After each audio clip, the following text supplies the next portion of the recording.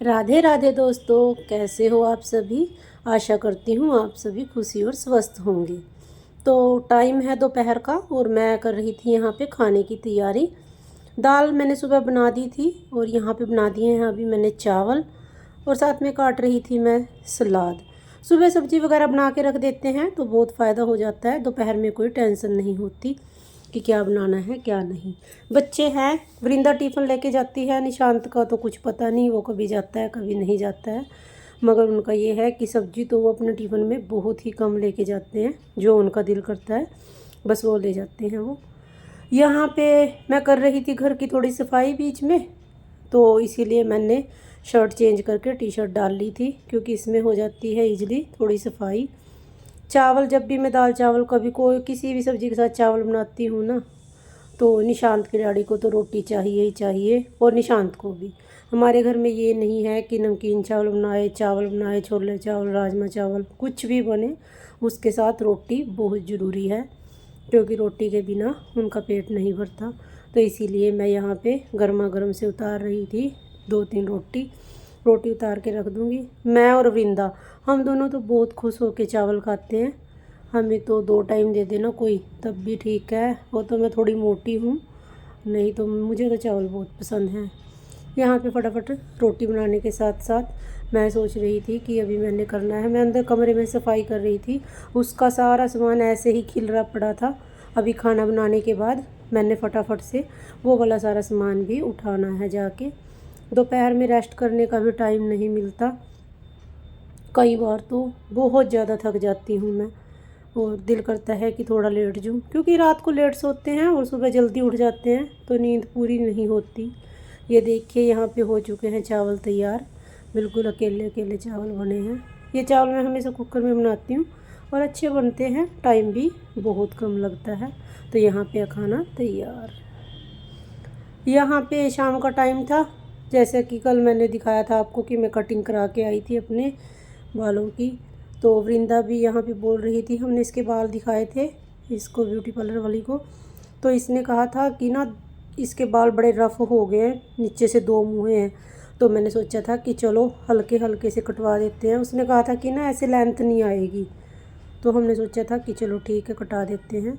तो यहाँ पे हल्के हल्के से थोड़ी सी कटिंग कराई है, ताकि 2 मुँह में बाल निकल जाएं और फिर लेंथ बढ़ती रहे बालों की, क्योंकि यही उम्र है बालों की लेंथ बढ़ने की।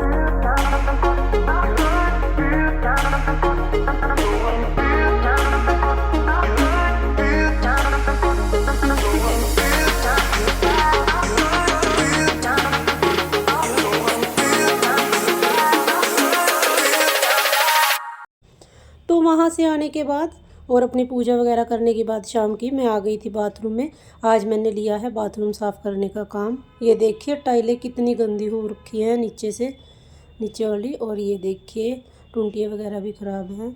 यहाँ पे ना देसी जुगाड़ लगाती हूँ मैं हमेशा टाइलें धोने का। पहले मैं लेके आती थी तेजाब वगैरह और ये फ़िनाइल वगैरह जैसे जो भी आता है इसका टाइलें साफ़ करने का, मगर उससे ना कोई फ़र्क नहीं पड़ता था। वो बोतल मेरी सामने ऐसे की ऐसी रखी है।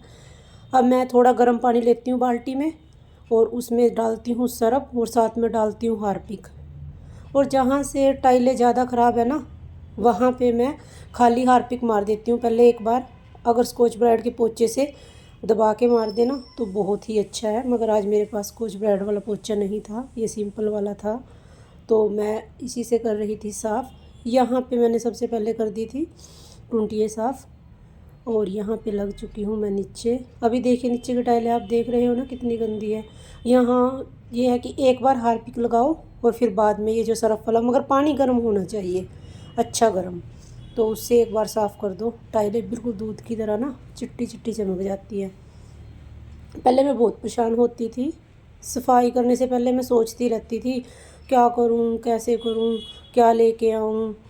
कई कई दिन तो मेरे ऐसे ही निकल जाते थे, मगर फिर एक दिन मैंने ऐसे ही, थोड़ी गंदी थी टाइलें तो ऐसे ही हार्पिक से साफ़ कर दी थी, उससे बहुत अच्छी साफ़ हुई। तो तब से बस मैं यही वाला जुगाड़ लगाती हूँ और इससे टाइलें बहुत अच्छी साफ़ हो जाती है। साथ में कर देते हैं वॉश बेसिन वगैरह साफ़। आज मैंने लिया है जुम्मा पूरे बाथरूम को चकाचक चमकाने का, और टाइम है अभी रात के 8 बजे का। तो रात के 8 बजे मैं यहाँ लगी हुई हूँ। थोड़ी जल्दी भी है क्योंकि बच्चे बोल रहे थे मम्मा रोटी बना दो। अभी बाथरूम साफ़ करने के बाद फिर नहाना भी है, फिर उसके बाद देखते हैं खाने में हो जाएंगे आज हम लेट, क्योंकि ये है कि नहाने में भी टाइम लगेगा तो फिर खाने में तो लेट हो ही जाएंगे। यहाँ पे हो चुकी है मेरी टाइलें बिल्कुल साफ़ और मैं कर रही हूँ देखिए पानी से इन्हें साफ।